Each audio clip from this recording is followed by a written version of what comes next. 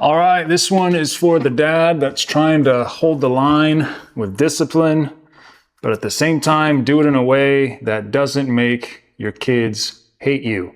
And that's a struggle for some of us. I know me personally, I tend to be a little bit firmer, a lot firmer than my wife. She looks to me a lot for the disciplinary issues. So how do I execute on that responsibility as the father without damaging the relationship with my kids? There's a couple things that I've figured out, and I just want to tell you it is possible. Don't be discouraged. It seems like maybe it's not an option, and it seems like at times you have to let things go just to stay in your kids' good graces. But I'm telling you, what they need from you is discipline that's firm and consistent and fair and loving. So this is how I do it. So this is true for all kids. I'm finding it's especially true for teenagers. And that's when I approach a situation with aggression or casting blame, immediately their walls go up and they're in defense mode. And there is not a whole lot you can do to get through to them when they're in that place. So if my son leaves his dirty clothes on the bathroom floor for the 100th time, and I go in there like, hey man, I've told you, you left your clothes on the floor again, you know better, you're getting a consequence. Okay, well now we're in fight mode. And this is especially true with teenagers, but you're not dealing with a reasonable human being at this point. Their walls go up, fight or flight, the adrenaline starts running, they're ready to push back, and all reason vanishes from their brains, it seems. So the response is something like, those aren't my clothes. Dude, I can look at them and see they're your clothes. Well, I didn't put them there. Well, who put them there? I don't know. So somebody put your dirty underwear on the bathroom floor right after you took a shower? Well, I don't know, but it wasn't me.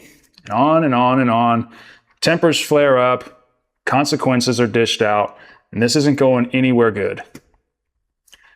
What I like to do instead is slow down and approach the matter calmly with self-control, putting aside my anger and looking at the situation objectively and with the goal not of proving that I'm right or winning an argument, but just to train my son. So that could look something like, hey bud, I noticed those dirty clothes on the floor look a lot like yours. Oh, yeah, sorry, Dad, or whatever he says. It's going to be a lot less of an attack on my part. And so the response that I get back will be a lot less guarded. He's not trying to win a fight at that point. So I can actually get through to him. So that's been one of the big things I've learned in my approach is to start off disarming, not to throw accusations at him or come in aggressively. It's a huge, huge help. Now, if you're like me, you can get a little hot under the collar sometimes when kids are causing issues, especially if there are other things going on. You've got financial stress or work stress or whatever it is. You're already out of sorts and your kids start acting up. Then all of a sudden, something that maybe wouldn't have been such a big deal in any other scenario sets you off. And your kids are left wondering, what's up with Dad? And they're walking on eggshells all the time. Years ago when I was a firefighter, I worked for a lieutenant who was a little bit unpredictable in her moods and inconsistent in her discipline. We were always walking on eggshells because we never knew if the thing we said was going to set her off or if we'd get a positive response, if she was in the mood to joke or was just being pissy that day. We just didn't know. So mostly we kind of just stayed away from her. That's not the kind of environment you want in your home, and it's certainly not the kind of relationship you want with your kids. So one thing I found to be incredibly important with disciplining my kids is to just be consistent, because consistency to them is security. They know what to expect from Dad.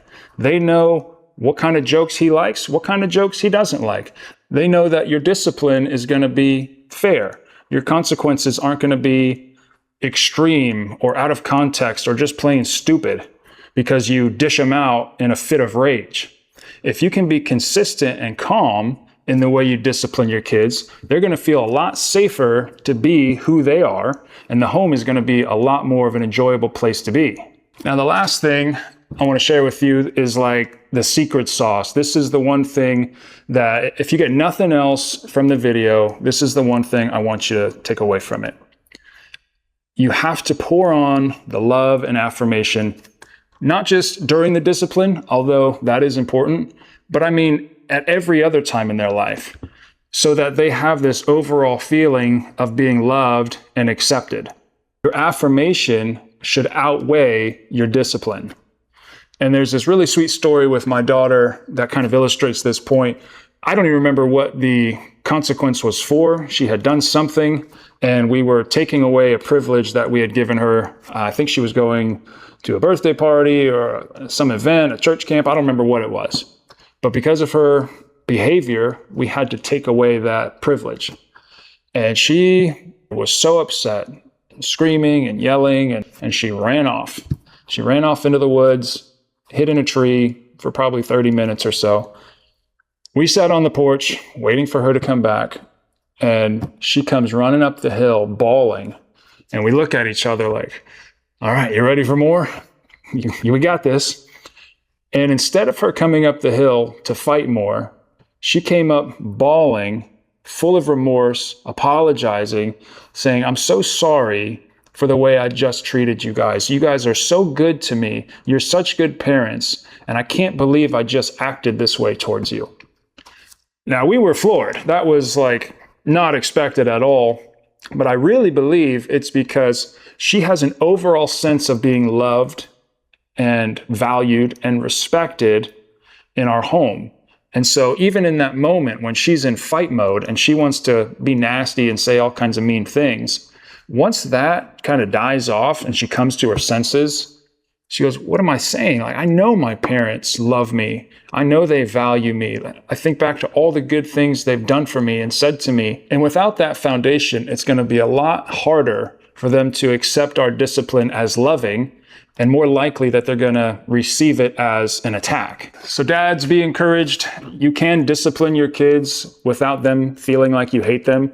It is your job. It is a really important part of your role as father. Can't remember the verse, but it's in the Bible, and it says, no discipline seems pleasant at the time, but painful. Later on, it produces a harvest of righteousness and peace for those who are trained by it. So use your discipline to train your kids. You can do it in a way that keeps the connection strong and that makes them feel loved.